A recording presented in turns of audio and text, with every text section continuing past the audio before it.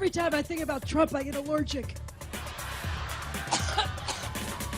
Next on Newsmax Prime, running for president and falling behind in the polls must be hazardous to Hillary's health. What's behind her recent coughing fits? Meantime, Trump causes fits on the left and among members of the media. Why did CBS News cut its feed from his Detroit church appearance? Plus, she appeared frequently on this program, and tonight we remember the First Lady of Conservatism, Phyllis Schlafly. One thing we could say about Phyllis, she was always right.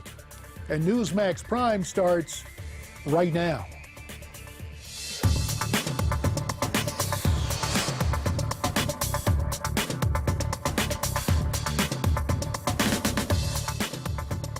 Good evening and welcome to Newsmax Prime. I'm J.D. Hayworth, and it's good to be back with you following our long Labor Day weekend. Of prime interest tonight, Hillary's health.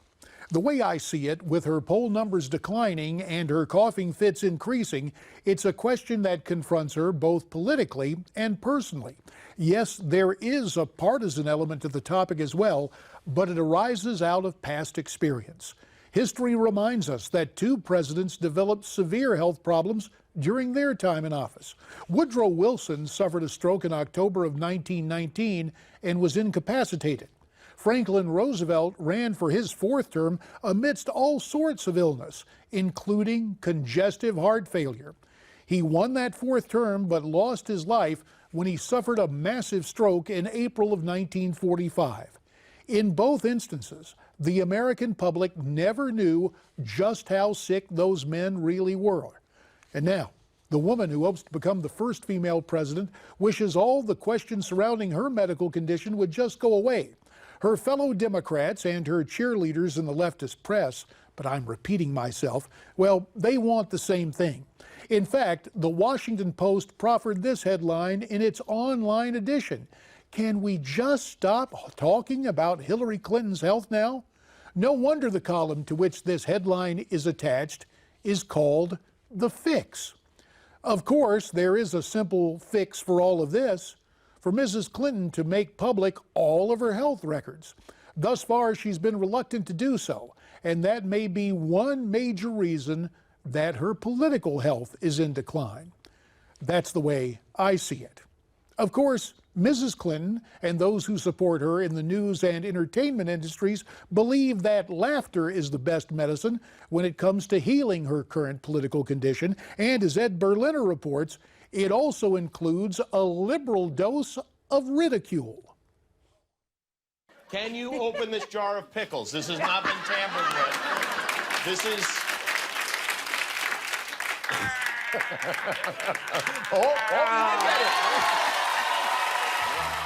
It will rest forevermore as one of the great conspiracy theories of the 2016 presidential election. That's not how you open a can of pickles. Right. Only a maniac would open a can of pickles. If you're ever feeling bad about your job, just remember there's a grown man who spent a full 7 minutes yelling about me in a pickle jar on television. The great pickle jar caper still reverberates around the conspiratorial internet as proof positive that Hillary Clinton has been hiding ill health and is not physically or mentally fit to be president. And the Clinton camp has been naturally mum on reports that even daring to question her health can cost broadcast health professionals their job. If you listened to my show last week, I just called a friend of mine, Dr. Robert Heisinger, who's an excellent internist pulmonologist, and we just dispassionately sat and evaluated the medical record that she had released.